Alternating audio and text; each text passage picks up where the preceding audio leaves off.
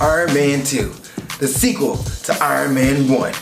And this movie has a lot of stuff going on. Has a lot of stuff going on. It's a big ball of mess, which comes up because it's a Marvel movie, and at the time before Disney got a hold of it, it would be just alright. At the time, you're like, this movie's pretty neat. And then you watch it again, and you're like, wait a minute, what's going on here? And the movie gets a lot of heavy critics. So is it as bad as people really think it is? Well, I don't think so, but I'll break that down on this episode of Movie Breakdown.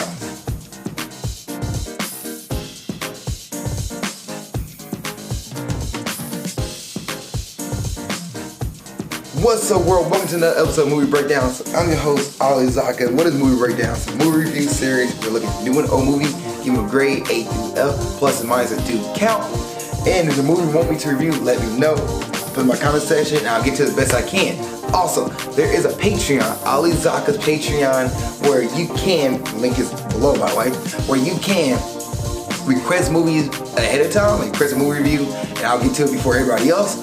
Also, you get first come, first serve when it comes to movies, so I put a new movie out, you get that review before everybody else does, and you get trailer reactions, and as well first thoughts on movies. Now, let's get to this review of Iron Man 2. Iron Man 2 is definitely not one of the strongest movies in the MCU. This is before, like I said, before Disney got a hold of it, they try to jam so much stuff together and try to get this all out the way. There's different plots and different things that are going on, like Justin Hammer, and then S.H.I.E.L.D. showing up, like Fury showing up, and then Tony Stark's alcoholism, and Tony Stark's problem with his dad, and then his love relationship with Pepper Potts, and then there is the villain who's trying to get revenge on Tony Stark and his father, Mr. Stark, and what's his father's name? Not Anthony Stark. I'm gonna pull my phone up because I forgot Mr. Stark's name. Let me see here. Howard Stark. Yes, Howard Stark. Sorry about that, guys. But yeah, so Iron Man 2 has a lot of stuff going on. Plus, you get knocked out Terrence Howard, who plays War Machine, and you put in good old Don Cheadle, who does a great roadie. Like, I have no complaints. But when you first watch it, you're like, I just watched Iron Man 1. There's Terrence Howard. What happened to, what happened to him? Who's Don Cheadle? Don Cheadle is War Machine now? Okay, cool. Neat. Speaking of which, War Machine is in this movie as well. This movie is jam-packed with a lot of stuff. There's so much going on. Like, there's like, we gotta get this movie out before Thor comes out. Get this movie out before Captain America comes out. Oh, there's a Thor reference in this movie. Captain America reference in this movie. Oh yeah, okay, we got this going on. All right, do you have everything together? Avengers reference. Can I get this out before the Avengers? And it's like, this movie could have been 5 different movies in one. Like, you could have had a whole movie about Tony Stark's alcoholism and him dealing with that, and oh yeah, the reactor in his chest also is killing him in this movie. There's that. So he had to come up with a new element that he found thanks to watching his dad's old video, and his dad left him a blueprint to make a new element years from now, but only because Tony decided to continue watching this video of old footage that he found. So it's kind of like happenstance. That's like, oh, what is the odds of that happening with everything else going on, But hey, it's a Marvel movie before the Disney Marvel took over. So yeah. So what's this movie about? So this movie is about Tony Stark handing his corporation over to Pepper, and Justin Hammer, one of his rivals, trying to get his hands on Tony Stark technology, and therefore use that to make a whole new military system. So he had robots for the Army, robots for the Marines, robots for the Navy, robots for the Air Force, robots for, I think, National Guard was also in there. So he had different robots for everything. As well, you have an old enemy of Tony Stark, who played by Mickey Rourke, Ivan, double check this one. Yeah, Ivan Vanko, who is Whiplash. He's in this movie who want to get revenge on Tony Stark. So Tony got to deal with those two guys. And then he has to deal with Scarlett Johansson's Black Widow, who, by the way, her acting in this movie is really bad. I'm glad she changed it in the later movies. But Scarlett Johansson and Nick Fury So Black Widow and Nick Fury come into this movie to try and keep the eye on Tony Stark, so he's getting watched over by them, and because they want to know he's good for the Avengers, as well as Tony Stark thing with alcoholism, which is a very big thing in the comic book series, but they kind of threw this into the movie, as well as the fact that he's dying, so he's really drinking alcohol more to cope with this, and then his issue with his father that limits his father's expectations, and then finally, him being Tony Stark living on the wild side. That is pretty much what this movie's about, and him figuring out about himself and find a way to save his life, but then find a way to stop Justin Hammer and Whiplash. But Whiplash was the cause of Iron Man because his father, Howard Stark, took some blueprints and some information from Vanko's father, and that created the weaponry for, I believe, Stark's like Expo. That's a lot going on. A very lot going on in this movie. It's a lot going on in this movie. For the movie, I believe, was what, 2 hours and 4 minutes? That has a lot of story points. And because the movie kind of suffered, because at the very ending of this movie, they fight Whiplash after fighting all these robots, Iron Man and War Machine. They fight Whiplash and they beat Whiplash within like, what, 3 minutes? And then Stark proposed to Pepper Potts.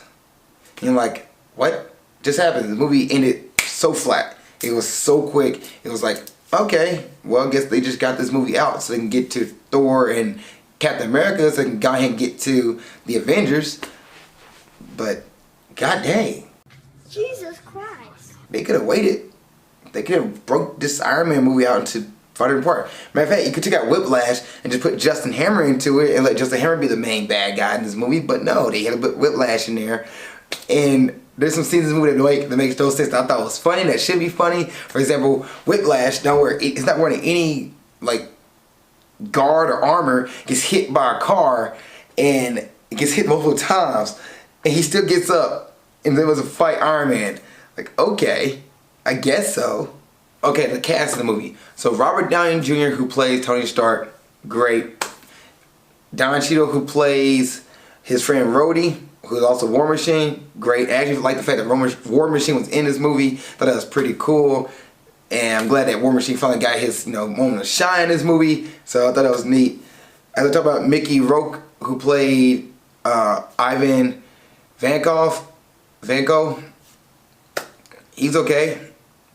Not a memorable villain. Justin Hammer, who is played by Sam Rockwell. Once again, he was great, but not memorable.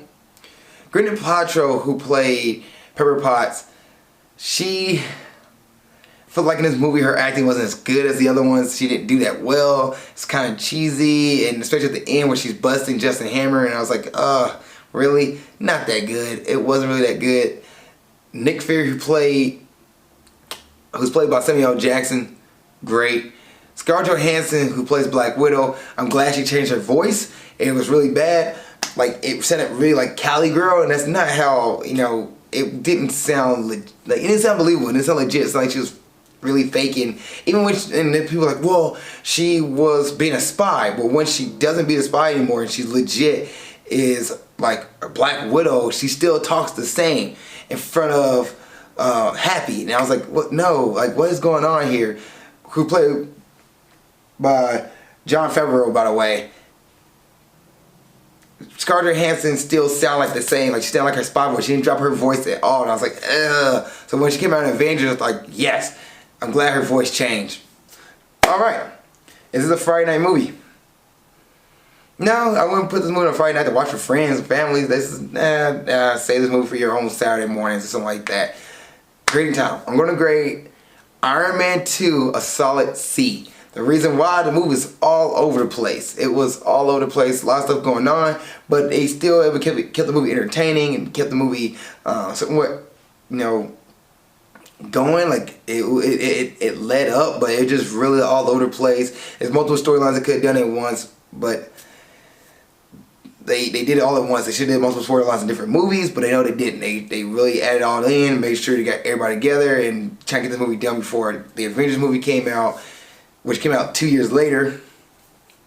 So, yeah, it's a C. It's a lot of conjumble, a lot of messy stuff, a lot of stuff you probably like, yeah, it should be serious, but you're laughing there like, you know, Van Gogh's getting ran over by a car most of the time by Happy Hogan, who just run him over and Pepper Potts in the car for some reason. Okay, sure. But yeah, and then the ending was super flat. Like, it happened like that. Like, it was the Iron Man War Machine fought a bunch of machines. The big bad boss shows up, who is Van Gogh, who's wearing a giant suit, just like what's his name did, Warmonger did in the first Iron Man movie. He's wearing a giant suit. He gets blown up because he decided to take his mask off, and Iron Man and War Machine decided to blow each other up, and that's how they killed him. He took his mask off. If he would have kept his mask on, he probably would have been alive. The movie probably would have lasted another 30 minutes, but it's a 5-minute boss fight. Like, nah. So, it has flaws, but it's also an enjoyable movie to watch. You're going to have fun watching this movie. So it's a C. If you've seen Iron Man 2, what do you think? Please put in the comment section below. I'm curious to hear your thoughts. Thank you guys for watching this episode of Movie Breakdown. Check out my Patreon. See you next time. Keep being awesome. Thank you guys for watching this episode. I really appreciate it. Please like, share, subscribe, and tell a friend about my series. Tell a friend about Grind Towards Success. Tell a friend about the Movie Breakdown series. If you really like these episodes, I really appreciate it. It means so much to me. It means so much. I can't tell you how much it means. Like, it's like, I'll be really grateful you just told a friend and share and subscribe to the series. And thank you guys for watching this. Also, if you want to follow my journey outside of YouTube or Facebook, you can go to my Instagram page, and you can follow me on my Instagram page at Ali_Zakka. It's right here. Put it right here in my face. That way you're like, where's his face at? Well, it's right behind the Instagram logo. Yeah, but you can follow me on my Instagram page. And also, if you want another episode of Grind Towards Success or Movie Breakdowns, you can watch the episode of Grind Towards Success right here. You can watch the last episode of Movie Breakdowns right there. Thank you guys for watching. I really appreciate it. See you guys next time. Keep being awesome.